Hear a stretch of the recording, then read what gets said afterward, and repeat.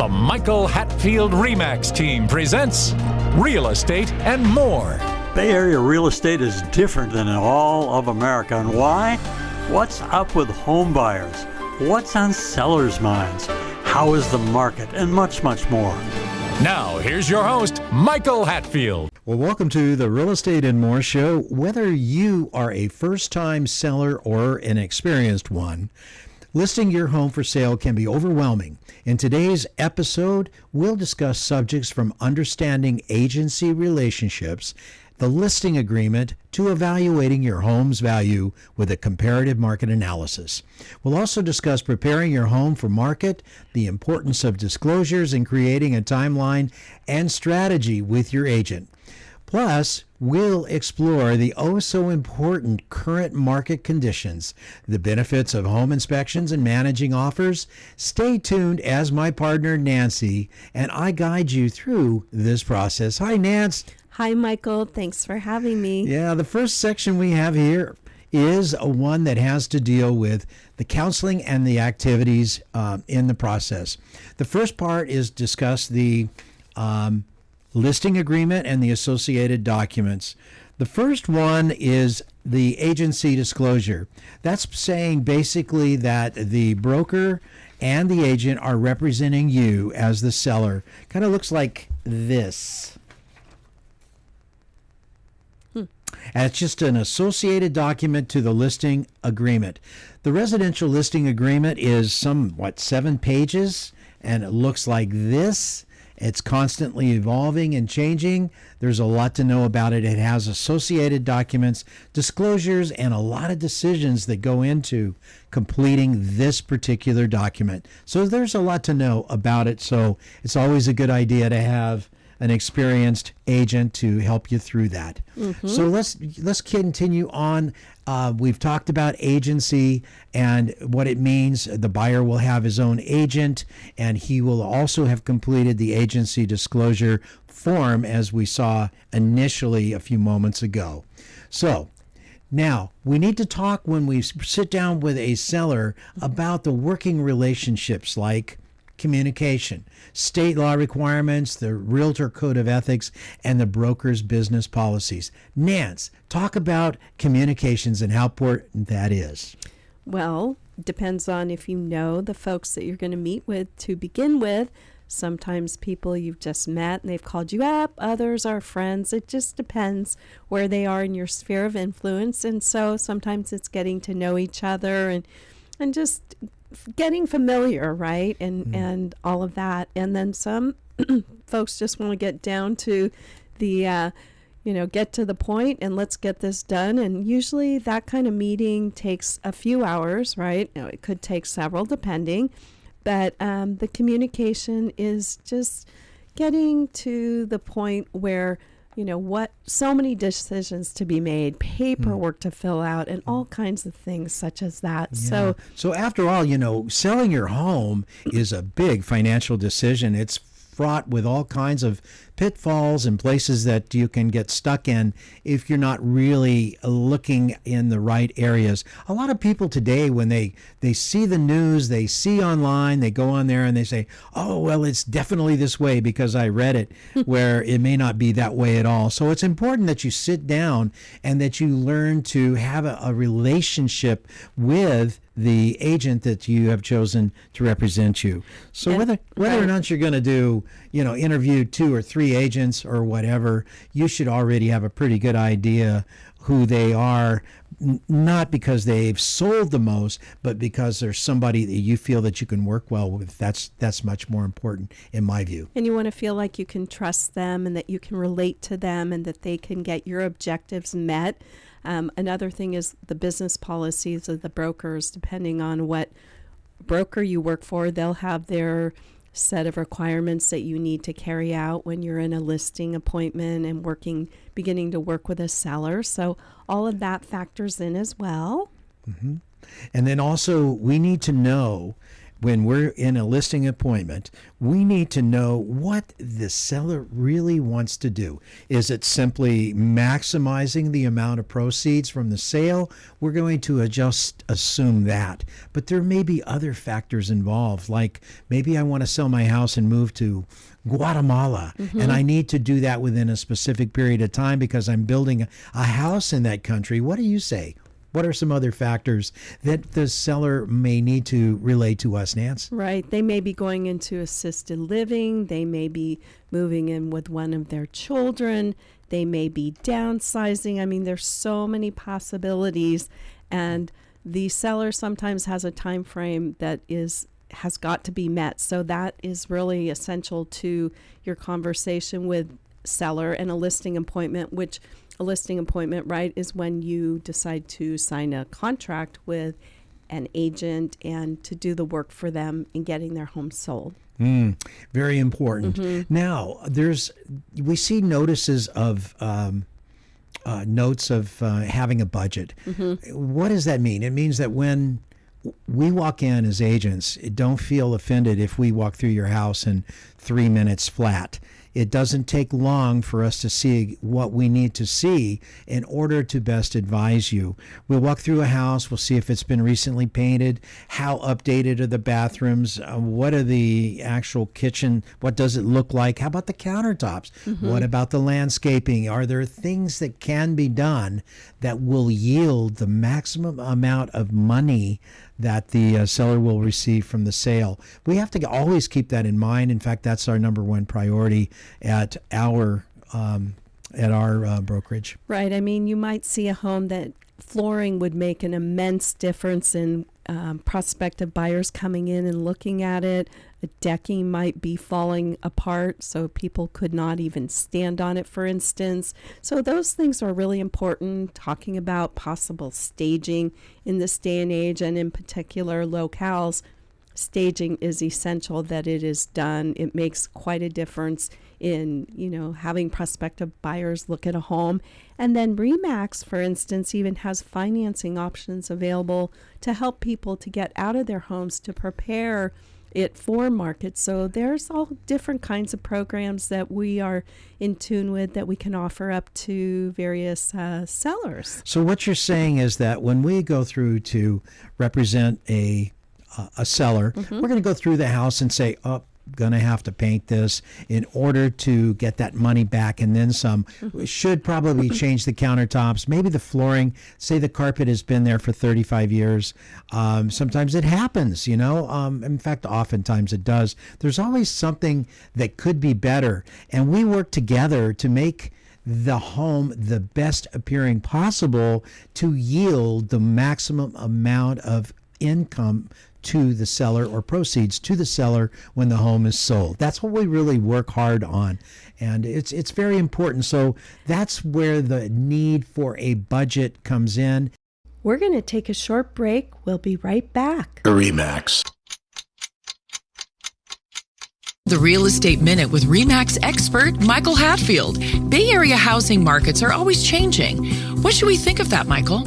Mark Twain said, "I seldom saw an opportunity until it ceased to be one." We live in the greatest housing market in the nation, but careful thought should be given each time one buys or sells a home. A good agent can help you grasp a great opportunity. Tell us about discount agents, Michael. Discount agents can list your home, but without telling my secrets, they're unlikely to do all we do for clients. It's an unnecessary risk to save a few thousand by hiring a junior agent and lose tens of thousands through a poorly done transaction. You don't know what you don't know. It's wise to hire someone who does. If you or someone you know is interested in buying or selling a home, call the Michael Hatfield RE/MAX team at 925-322-7775 or go to michaelhatfieldhomes.com.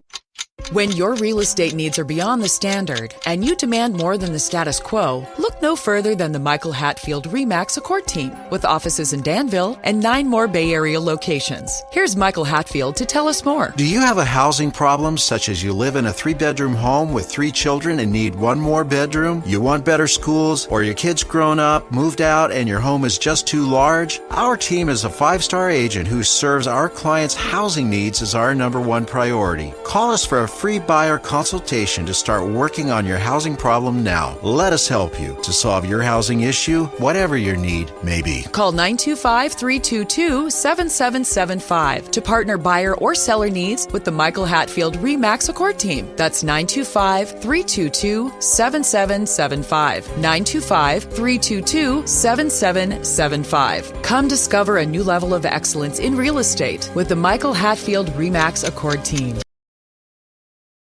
Now, back to our show.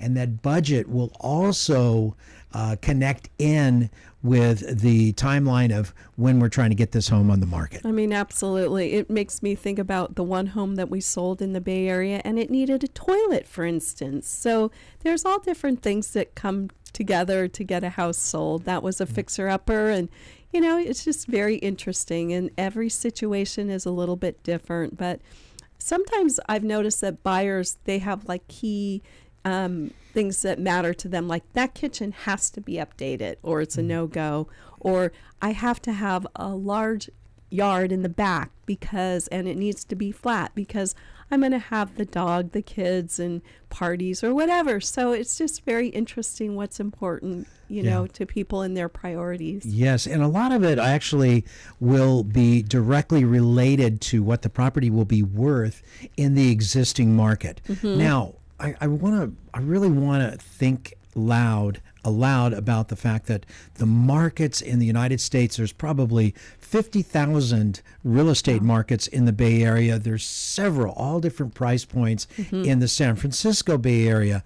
There are months of the year that homes are much more active on the market than they are in other months. So you want to time, if you possibly can, placing the home on the market at which time there will be the most amount of potential buyers for that home. There's something else that's important, that once we've established the value for the home, then we've got to make sure that we do not overprice it, because if we do, that can be devastating. You want to talk about that for a second? Well, I was just thinking about a home and its value, Michael, about seasons, of course, world events. We've seen that happen and have a great impact. Interest rates, those are all big factors that can affect a value at a certain point in time. So that's kind of fascinating. Yeah, you know, one other thing before you talk about the pyramid, I know that's where you're going, but just recently, since the election, the new home gains in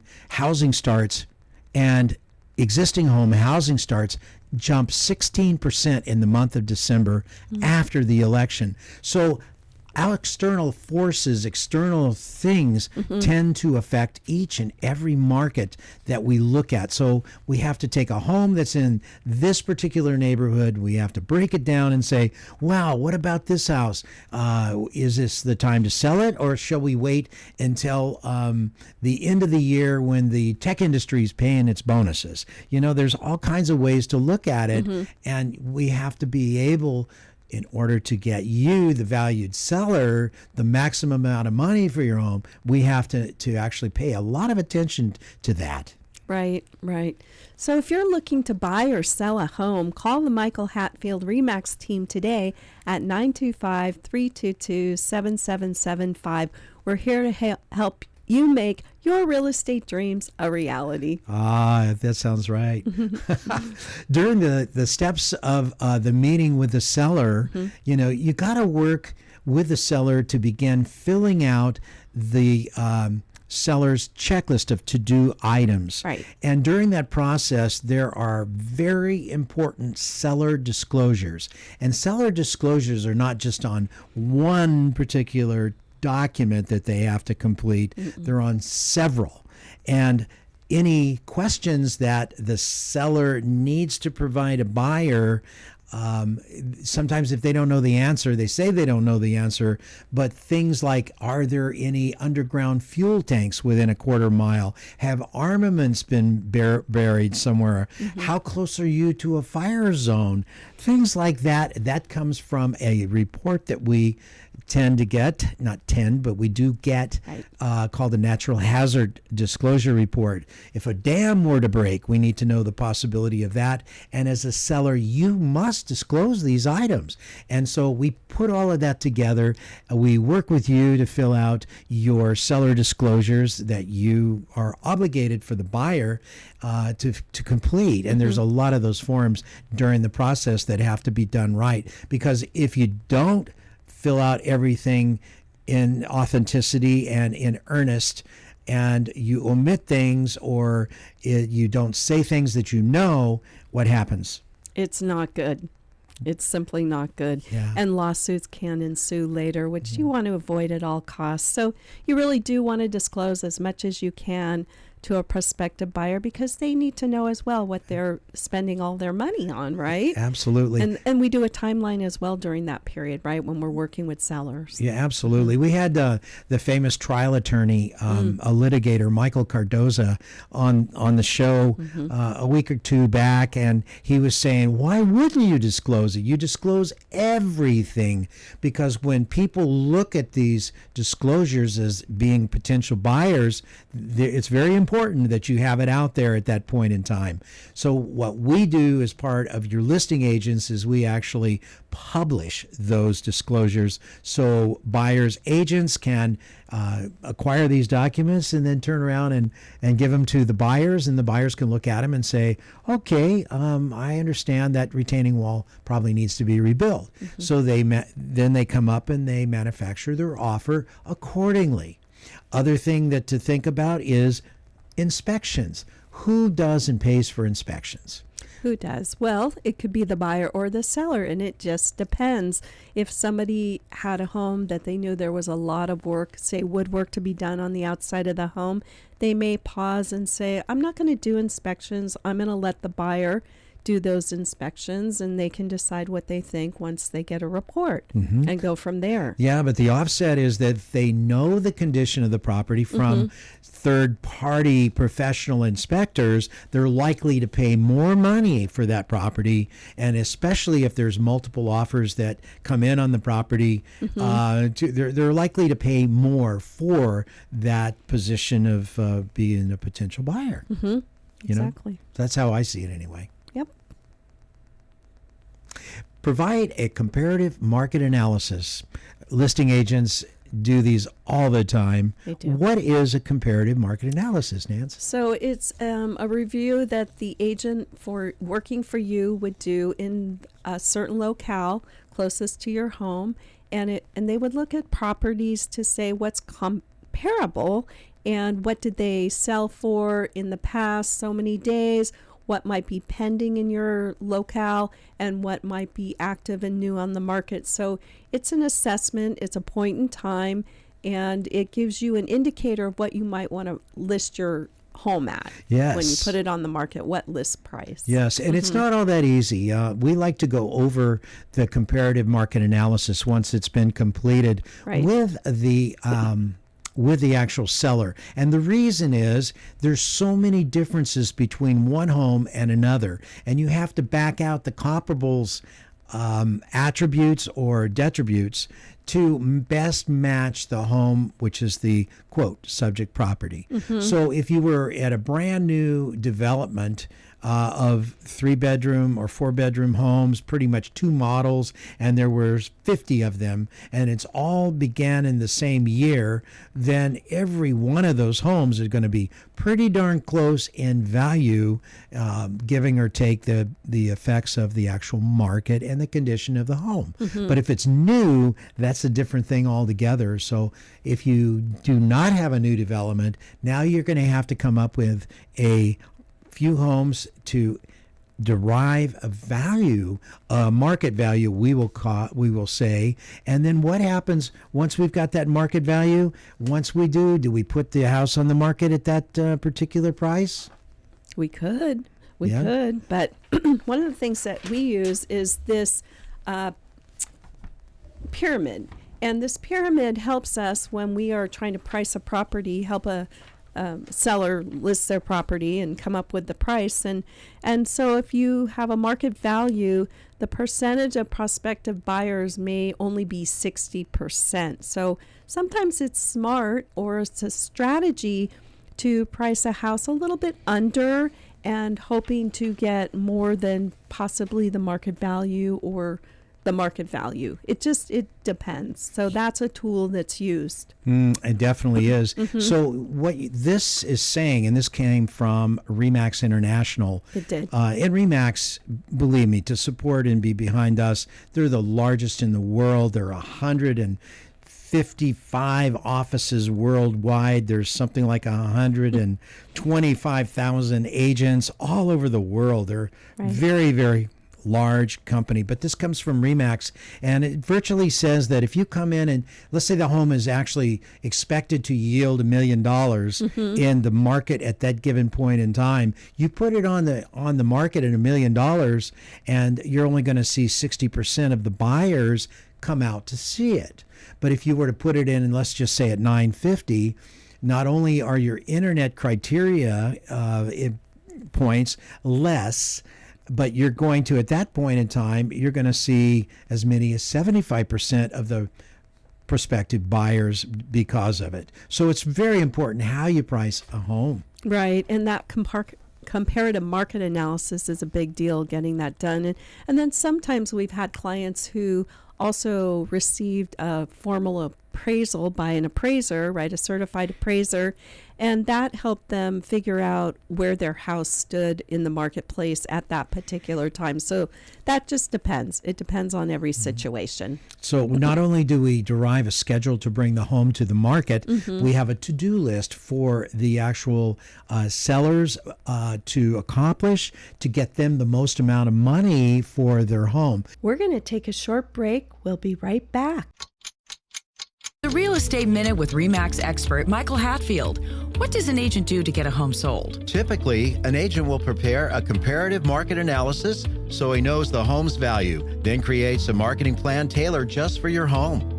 With these plans, he promotes the home globally and locally in social media, publications, open houses, all for the purpose of getting your home front and center with prospective buyers. As an agent, how do you get it sold, Michael? We do each and every item in the plan, negotiate vigorously on the client's behalf on inspection, repairs, staging, and importantly, the deal itself. We do everything we can to get the deal done and closed. Call 925-322-7775 now to schedule an appointment or complimentary home analysis. For excellence in real estate, call the Michael Hatfield RE/MAX team at 925-322-7775 or go to michaelhatfieldhomes.com. Now, back to our show.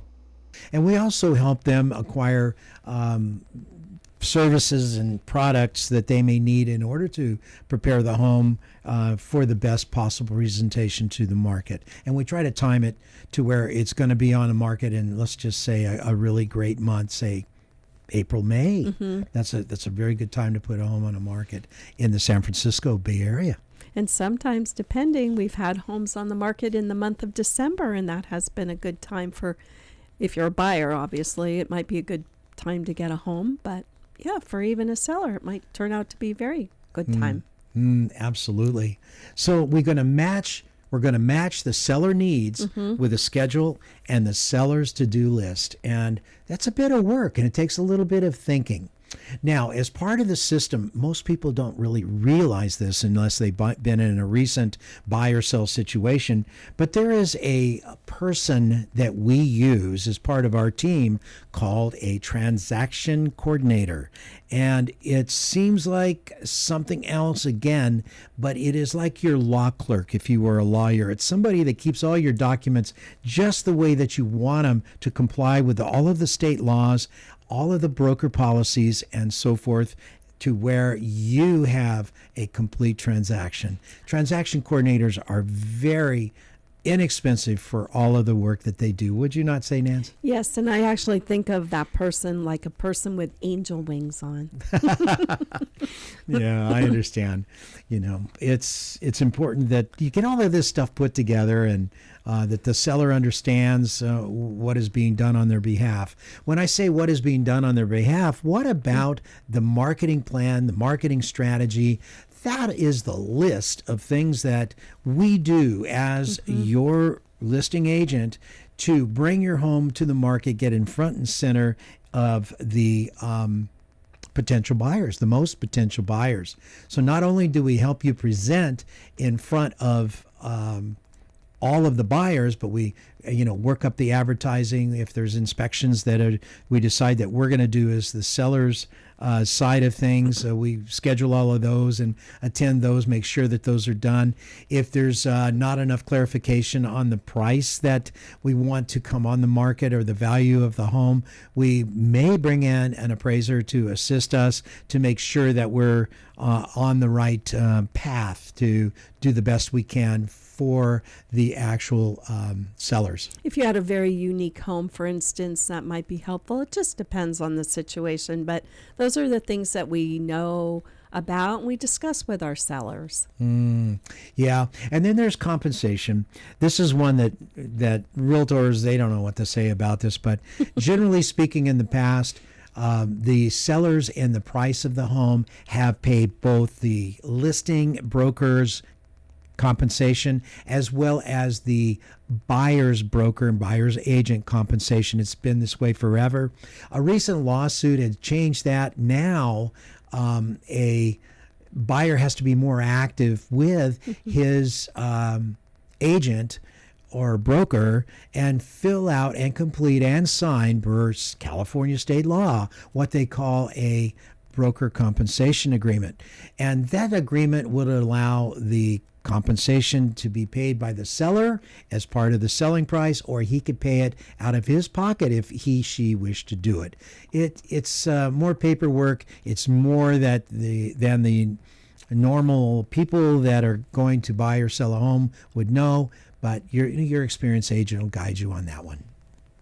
Do you agree? I do. Okay. Who pays what and how is it paid is very important. It is important. Yes. You've been listening to the Real Estate and More Show. If you're ready to take that next step in your home journey, reach out to the Michael Hatfield RE/MAX team. Call us at 925-322-7775 and let's get you started.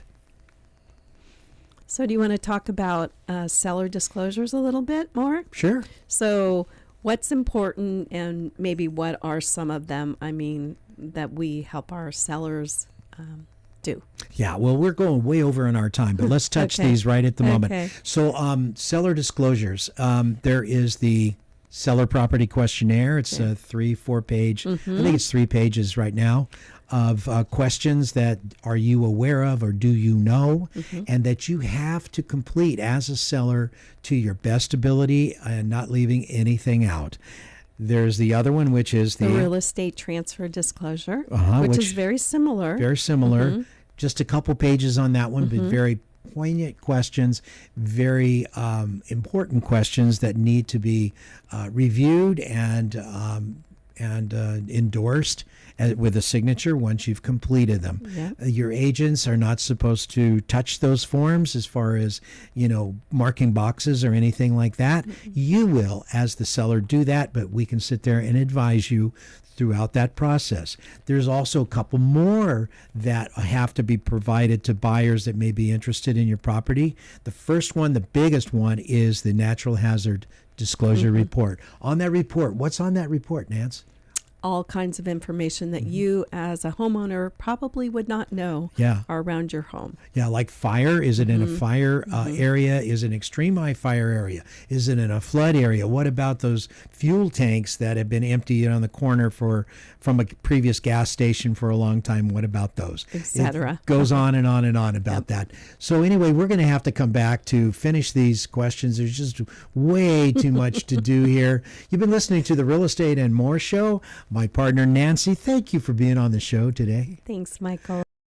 We'll be back next week with another interesting guest, and we'll have to come back and work some more on getting these how to list your home questions answered for you. Thank you. We'll be back checking in with you once again. Have a blessed week. Please remember to go to our new YouTube handle, My Real Talk Show. That's My Real Talk Show at youtube.com and touch that subscribe button. You can also find past aired shows at our handle, My Real Talk Show, on youtube.com.